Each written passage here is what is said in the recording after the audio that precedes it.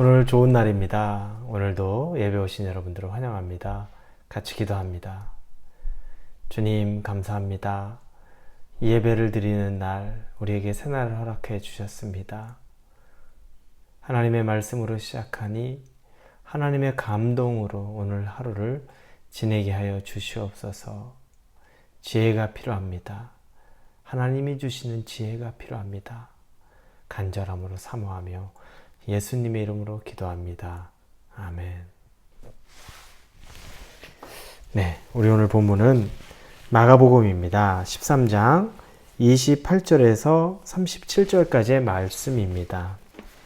마가복음 13장 28절에서 37절입니다. 우리 마가복음 13장 28절부터 같이 읽겠습니다. 무화과 나무의 비유를 배우라. 그 가지가 연하여지고 잎사귀를 내면 여름이 가까운 줄 아나니 이와 같이 너희가 이런 일이 일어나는 것을 보거든 인자가 가까이 곧 문 앞에 이른 줄 알라. 내가 진실로 너에게 말하노니 이 세대가 지나가기 전에 이 일이 다 일어나리라. 천지는 없어지겠으나 내 말은 없어지지 아니하리라. 그러나 그날과 그때는 아무도 모르나니 하늘에 있는 천사들도 아들도 모르고 아버지만 아시느니라. 주의하라, 깨어있으라. 그때가 언제인지 알지 못함이라. 가령 사람이 집을 떠나 타국으로 할 때 그 종들에게 권한을 주어 각각 사물을 맡기며 문지기에게 깨어있으라 명한과 같으니 그러므로 깨어있으라. 집주인이 언제 올지 혹 저물 때일지 밤중일는지 다굴 때일는지 새벽일는지 너희가 알지 못함이라. 그가 호련히 와서 너희가 자는 것을 보지 않도록 하라. 깨어있으라. 내가 너희에게 하는 이 말은 모든 사람에게 하는 말이니라 하시니라. 아멘. 마지막 때에는 여러 가지 징조가 있습니다. 자연재해가 있고 또 믿지 않는 사람들이 예수님 믿는 사람들에 대한 핍박이 있고 그리고 또 거짓 선지자들이 나타나서 자기가 거짓 선지자임을 드러내며 사람들을 미혹하는 일들이 있습니다. 이것들이 대표적인 마지막 때의 일들입니다. 우리는 이 내용들을 통해서 이런 상황들을 통해서 이제 마지막에 가까웠구나라고 짐작합니다. 우리가 짐작은 하지만 그러나 정확한 그 마지막이라는 때의 날짜, 시기는 알 수가 없습니다. 성경에서 하나님 외에는 누구도 알지 못한다고 나옵니다. 사람은 모릅니다. 천사들도 모릅니다. 심지어 하나님의 아들도 모른다라고 이야기합니다. 아버지의 권세하에 아버지의 오직 권한하에 이 마지막 때가 정해져 있다는 겁니다. 우리가 학교 다닐 때 간혹 제가 비유로 말씀을 드렸는데 중간고사, 기말고사는 정해진 기간에 보는 시험입니다. 이미 광고해주고 그때에 시험을 보게 다 알려져 있습니다. 범위까지도 정해줍니다. 그래서 우리가 기억나는 것은 학창시절에 벼락치기라고 말하는 시험 기간에 밤을 새서 그 전날 밤새서 다음날 시험 공부해서 시험 봅니다. 그런데 벼락치기 하고 난 이후에는 사실은 기억이 잘 안 나요. 그렇게 밤새 계속 외웠는데 며칠 지나지 않아도 내용이 기억이 안 납니다. 그게 벼락치기의 특징이죠. 그런데 그런 시험 말고 쪽지 시험이라는 게 있습니다. 선생님들이 미리 공표합니다. 중간중간에 쪽지 시험을 볼 것이다. 이것도 너희들의 마지막 총 점수에 포함이 된다. 그런데 쪽지 시험 보는 건 언제 볼지는 말해주지 않을 거니까 미리미리 알아서 준비해라. 이렇게 이야기합니다. 겁이 나요. 그리고 늘 긴장됩니다. 그래서 점수에 대해서 늘 신경을 쓰는 사람들이라면 이 쪽지 시험을 준비를 안 할 수가 없어요.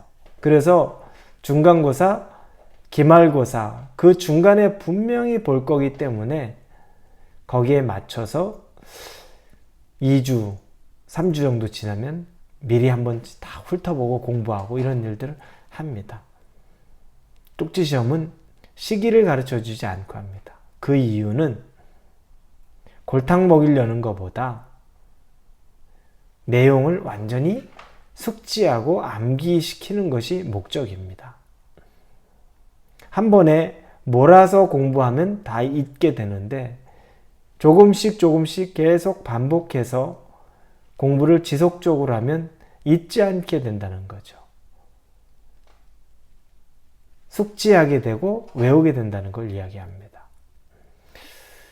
하나님이 우리에게 마지막 때에 대한 징조들은 대략 가르쳐 줍니다. 이쯤 시험 볼 것 같은데, 이제 마지막이 거의 온 것 같은데, 정확한 때는 가르쳐 주지 않습니다. 왜냐? 우리에게 쪽지 시험 보듯이 미리미리 우리가 영적으로 준비하고 있어야 된다는 겁니다.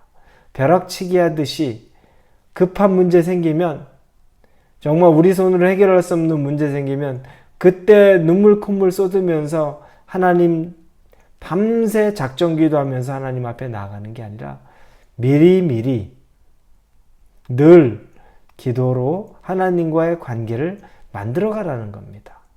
그리고 그렇게 해서 만들어 갈 때 우리는 쫓겨서 급하게 문제 해결한 이후에 다시 하나님 다 잊고서 아무렇지도 않게 또 기말고사 때까지 또 마음껏 풀어져서 지내는 것이 아니라 늘 차곡차곡 쌓아온 그 신앙으로 마지막 하나님이 우리를 부르는 기말고사를 끝내고 이제 점수를 받는 그날까지 이르게 된다는 것을 말합니다.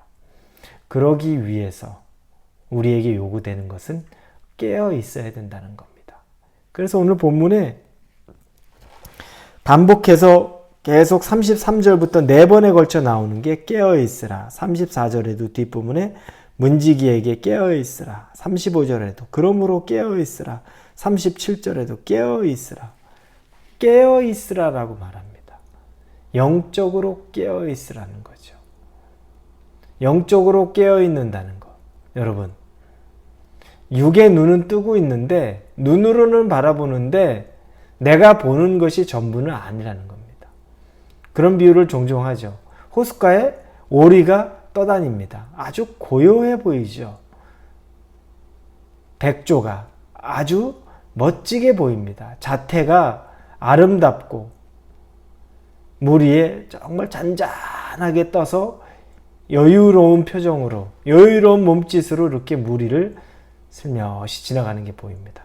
그런데 물 밑을 보면 쉴 새 없이 움직이는 발놀림이 있다는 겁니다. 우리는 그걸 볼 줄 알아야 된다는 겁니다.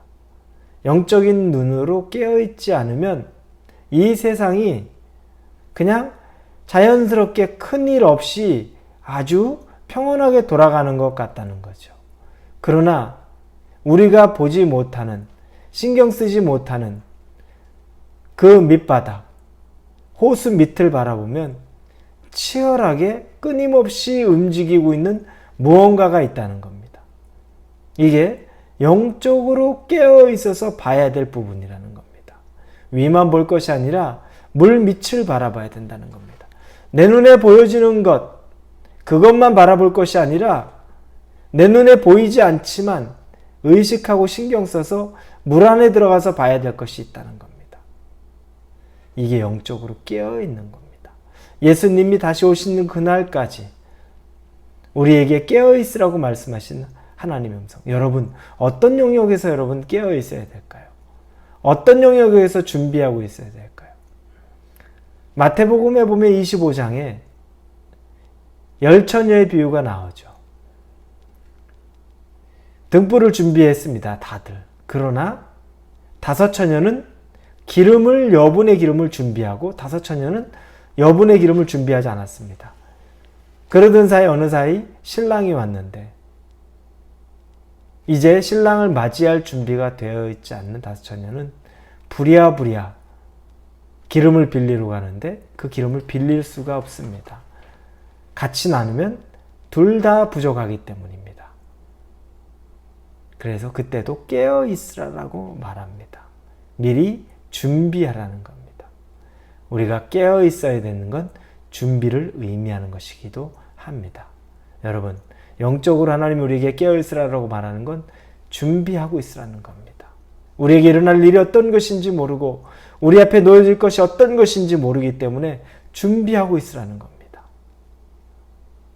하나님 앞에 정말로 영적으로 긴장하고 준비할 수 있는 저와 여러분이 되기를 바랍니다. 어떤 부분에서 준비가 필요한지 그건 우리가 각자가 알 것입니다.